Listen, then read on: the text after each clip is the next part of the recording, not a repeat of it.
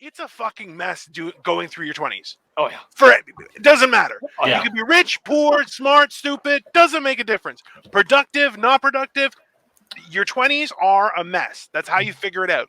But the fact is, no one knows what the right path is because it's all the same. Like, listen, the fact is, like, one of the things I tell people, I'm like, if your feet are still growing, which happens until you're like 23, you're like, yeah, you think the more complex thing, your brain is done, guy, it's still got a ways to go. And the fact is, even now, like I'm learning is that like I take edibles about every day. Probably most days I'll take edibles, right?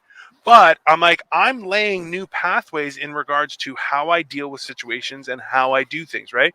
Because as I said before, despite what Atlas thinks, I'm trying to be like, listen, I don't have to be an asshole. I can be, but I don't have to be. That's a choice I can make, right?